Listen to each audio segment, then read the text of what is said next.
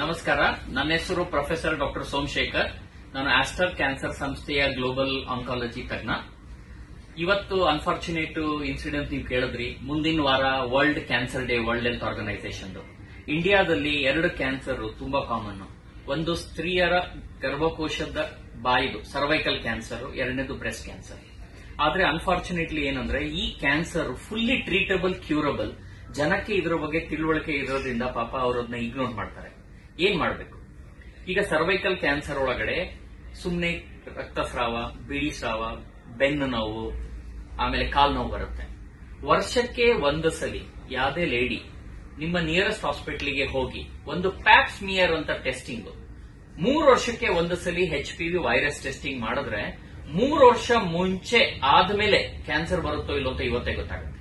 ಎರಡನೇದು, ಮನೆಯಲ್ಲಿ ಯಾರೇ ಹೆಣ್ಮಕ್ಳು 11 ರಿಂದ 12 ವರ್ಷ ಆಗ್ತಿದ್ದಂಗೆನೆ 19 ವರ್ಷದ ಒಳಗಡೆ ಒಂದೇ ಒಂದು ಡೋಸು HPV ವ್ಯಾಕ್ಸಿನ್ ತಗೊಂಡ್ರೆ 99% ಅವ್ರದ್ದು ಲೈಫ್ ಅಲ್ಲಿ ಗರ್ಭಕೋಶದ ಕ್ಯಾನ್ಸರ್ ಬರದೇ ಇರಂಗಿದೆ.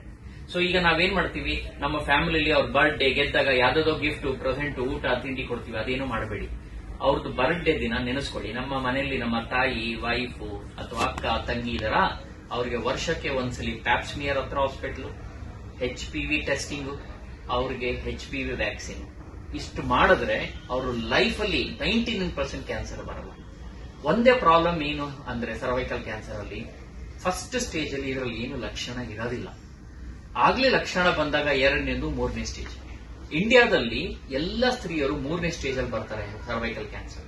ಅದರಲ್ಲಿ 50% ಕ್ಯೂರ್ ಆಗುತ್ತೆ, 50% ಆಗಲ್ಲ. ಅದೇ ಪ್ರೀ ಕ್ಯಾನ್ಸರ್ ಅಲ್ಲಿ ಬಂದ್ರೆ 99% ಕ್ಯೂರ್ ಆಗುತ್ತೆ. ಒಂದೇ ಒಂದು ವ್ಯಾಕ್ಸಿನ್ ತಗೊಂಡ್ರೆ, ಈಗ ಇಂಡಿಯಾದಲ್ಲೇ ವ್ಯಾಕ್ಸಿನ್ ಇದೆ, ಹಲವಾರು ₹100 ಅಷ್ಟೇ.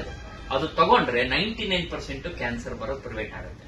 ಸೊ ನಿಮ್ಮ ಮಾಧ್ಯಮ ಮುಖಾಂತರ ಎಲ್ಲರಿಗೂ ಏನ್ ಹೇಳೋದು ಅಂದ್ರೆ, ಹೈಜೀನ್ ಇಂಪ್ರೂವ್ ಮಾಡಿ, ವರ್ಷಕ್ಕೊಂದ್ಸಲಿ ಪ್ಯಾಪ್ಸ್ಮಿಯರ್ ಸ್ಕ್ರೀನಿಂಗ್ ಮಾಡಿ, 3 ವರ್ಷಕ್ಕೊಂದ್ಸಲಿ HPV ಟೆಸ್ಟಿಂಗ್ ಮಾಡಿ.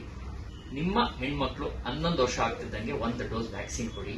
ನಿಮ್ಮ ಫ್ಯಾಮಿಲಿ ಲೈಫು, ಬೇರೆ ಎಲ್ಲ ಲೈಫು, ಬರ್ಡೇ ದಿನ ಬೆಸ್ಟ್ ಗಿಫ್ಟ್ ಕೊಡಿ ಅವರಿಗೆ. ನಮಸ್ಕಾರ. ಓಕೆ.